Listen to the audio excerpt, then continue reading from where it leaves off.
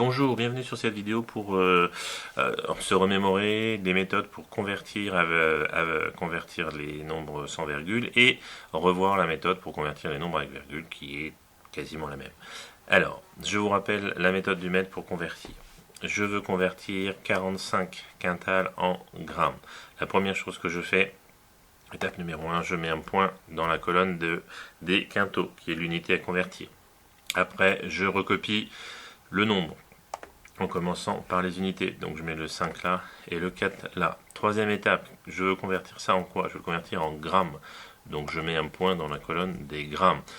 Quatrième étape, j'ai un point dans la colonne des grammes, c'est l'unité où je veux arriver. Donc le premier point, j'en ai plus besoin. Je m'en débarrasse, je le raye totalement.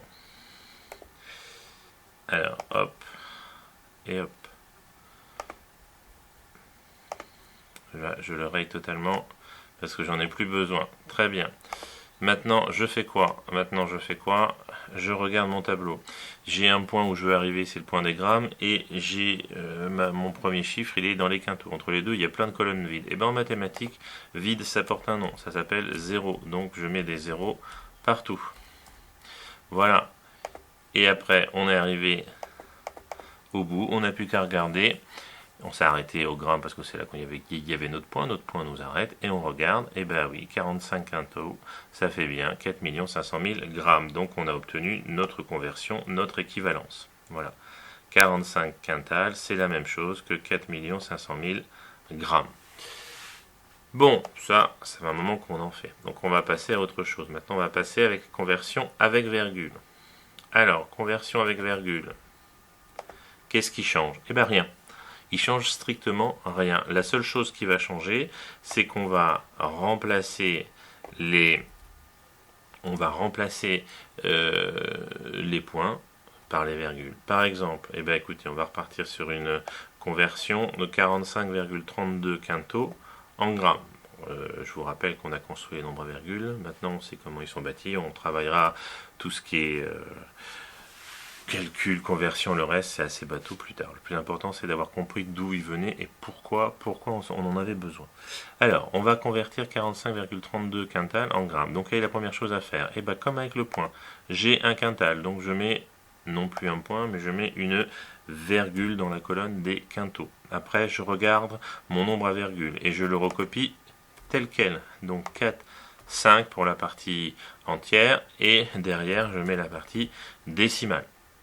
Voilà, donc si vous n'avez pas vu les nombres décimaux l'année dernière, c'est pas grave, on reparlera du vocabulaire, mais bon, vous voyez là, j'ai pas fait grand chose, j'ai juste posé la virgule, j'ai recopié, j'ai mis j'ai mis un chiffre dans chaque colonne, et j'ai recopié exactement le même chiffre. Donc j'ai fait que du dessin, j'ai pas fait des maths là. Alors après, je regarde.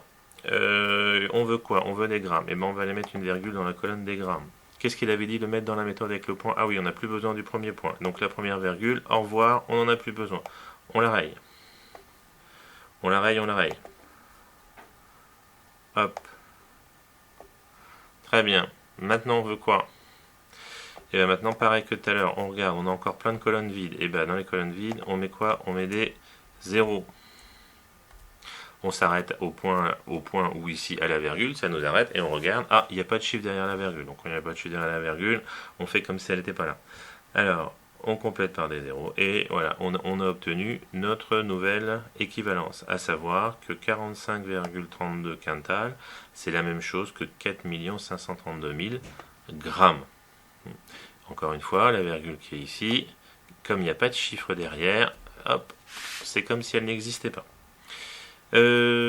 Autre conversion à virgule qui peut nous arriver, c'est en partant dans l'autre sens. En gros, hein, il n'y a que deux conversions possibles avec les nombres à virgule, il n'y en a pas 36.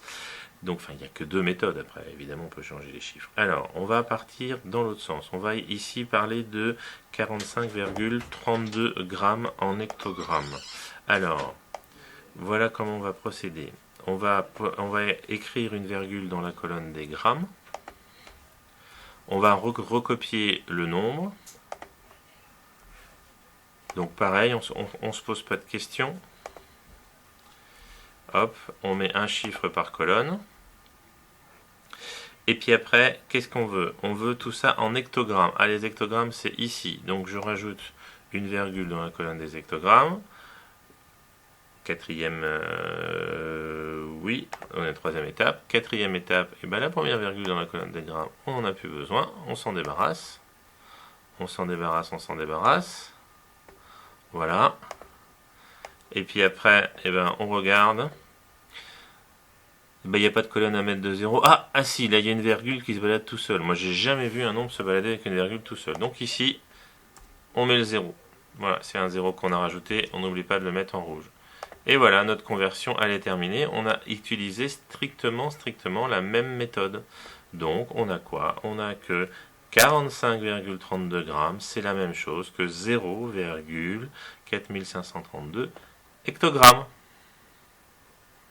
Voilà, donc vous voyez, même si on ne connaît pas exactement tout ce qu'il y a à savoir sur les nombres à virgule, hein, encore une fois, ça viendra, vous l'avez pour certains déjà fait l'année dernière, et puis donc on le refera, on a jusqu'à la fin de l'année, et puis vous inquiétez pas, c'est vraiment tout simple. Mais donc ce qui est plus important, c'est vraiment de savoir d'où viennent les nombres décimaux et pourquoi on s'en sert. Pour moi, c'est primordial. Mais vous voyez, pour faire des conversions, finalement, c'est juste une écriture de plus et ça ne nous change strictement rien.